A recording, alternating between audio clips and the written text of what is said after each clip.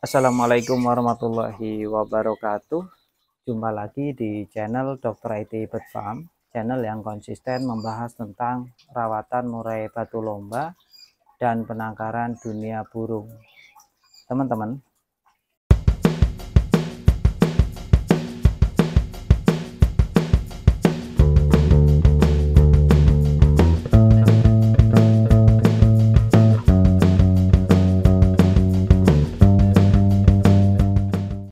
untuk membuat burung murai batu kita stabil, setidaknya ada hal yang perlu kita lakukan.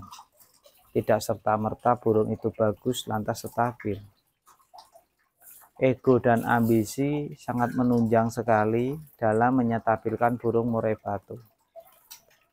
Bagaimana burung murai batu kita bisa stabil kalau kotorannya encer saja kita lombakan?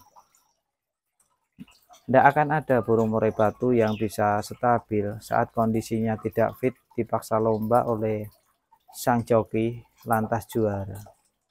Belum ada ceritanya seperti itu. Burung stabil ya kalau keadaannya lagi on fire, lagi sehat, dilombakan dan prestasi.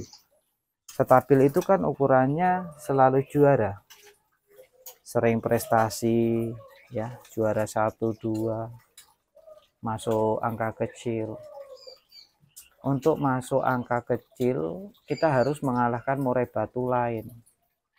Untuk mengalahkan murai batu yang bagus-bagus yang lain, kita harus lebih memiliki tenaga. Kita harus memiliki power yang lebih di antara mereka semua. Kalau keadaan murai batu kita lagi kondisi berak kapur, bau menyengat contohnya, itu pasti tenaganya tidak ada. Lantas bagaimana mungkin bisa mengalahkan murai batu dengan penuh tenaga? Nah, kita akan membahas tentang hal-hal umum. Ya, jadi murai batu stabil memang ditunjang besar dari karakter burung murai batunya itu sendiri.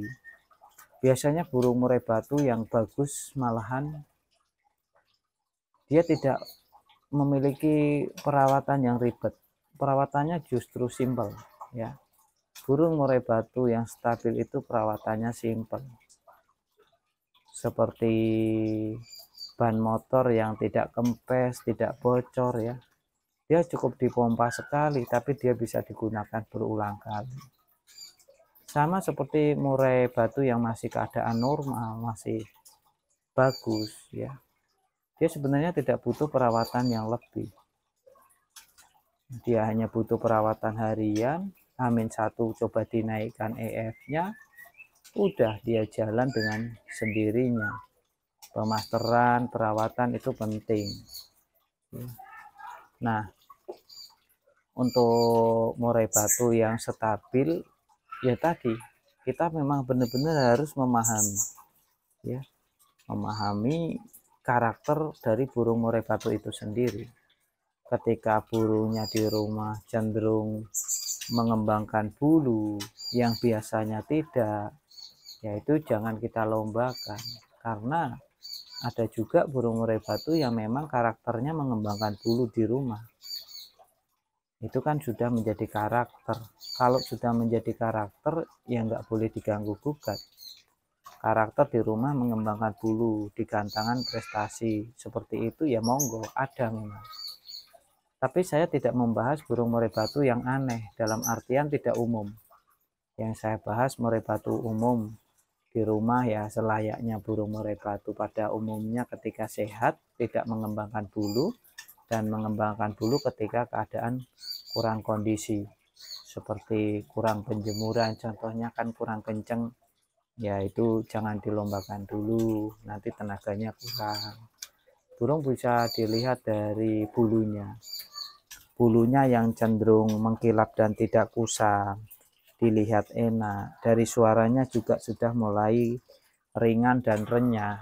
Itu yang tahu pemiliknya kok. Wah, suaranya udah mulai enak nih. Tapi tidak bongkar materi terus-terusan saat di rumah.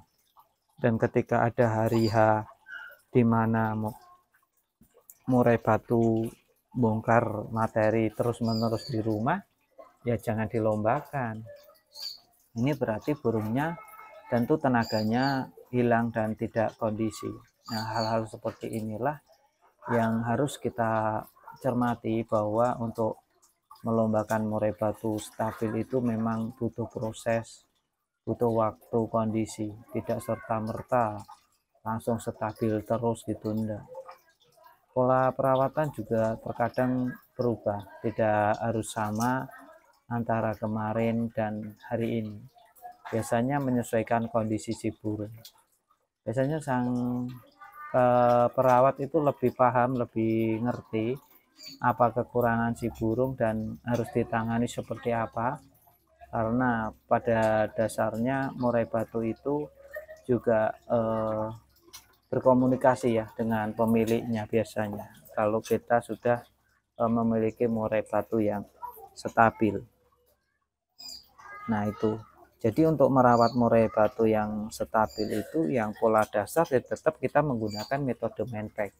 Tentang mental ya, mental bisa dibilang stabil kalau di atas 95% lah dalam melombakan itu selalu juara ya. Kalau kita pergi 10 kali ya, ya 1 kali kosong nggak apa-apa lah, 9 kali masih prestasi. Ini saya kira burung seperti ini masih stabil ya, masih oke. Nah, untuk membuat burung murai batu yang seperti ini itu kan butuh pengondisian. Kita juga perlu paham betul bahwa merawat burung murai batu itu harus tahu mana yang boleh, mana yang tidak. Seperti burung murai batu yang orientasinya stabil dan lomba tadi, itu pasti tidak di-track. Burungnya tidak di-track, burungnya tidak dipancing-pancing, digoda saat di rumah. Saat di rumah ya burungnya dirawat harian rutin, pengondisian dan istirahat, udah, nggak ada hal-hal yang lain. Kalau mau umbar diumbar, kalau mau embun-embun, yang suka jemur-jemur. Sangat ini sekali untuk murai batu lomba ya teman-teman. Nah, pada dasarnya memang dari murai batunya. Kalau murai batunya bagus, dirawat sedemikian itu sudah lebih dari cukup ya untuk memenangkan di setiap perlombaannya. Dan murai batu itu teman-teman dinamis ya, dinamis. Untuk perawatannya itu tidak pakem ya. Perawatan antara murai batu A dan B itu sangat-sangat dinamis. Apapun bisa terjadi di burung murai batu. Terkadang di burung murai batu A menjadi pantangan, tapi di murai batu B justru menjadi yang wajib dilakukan. Inilah uniknya merawat burung murai batu yang orientasinya untuk lomba atau kontes. Terima kasih sudah mampir sampai detik ini. Jangan lupa subscribe teman-teman yang belum subscribe. Di konten-konten yang lain banyak ya tentang membahas perlombaan murai batu agar murai batu kita selalu prestasi.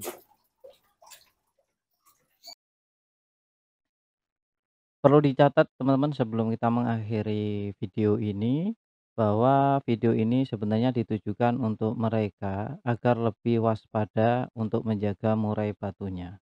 Tapi kembali lagi ke teman-teman semuanya, mau dijalankan silakan, enggak juga enggak apa-apa. Yang jelas saya cuma berpesan murai batunya dijaga baik-baik, jangan sampai rusak ya. Dan perlu dicatat juga setiap murai memang memiliki karakter yang berbeda-beda. Jadi setiap perawatan tidak perlu diperdebatkan antara satu dengan yang lainnya. Kalau cocok dijalankan, nggak cocok ditinggalkan. Jangan cuma sekedar membaca judul saja ya. Pahami isinya, tonton dari awal sampai detik ini. Bagi teman-teman yang menonton sampai detik akhir ini, saya kira tidak akan ada perdebatan lagi di kolom komentar. Salam sehat.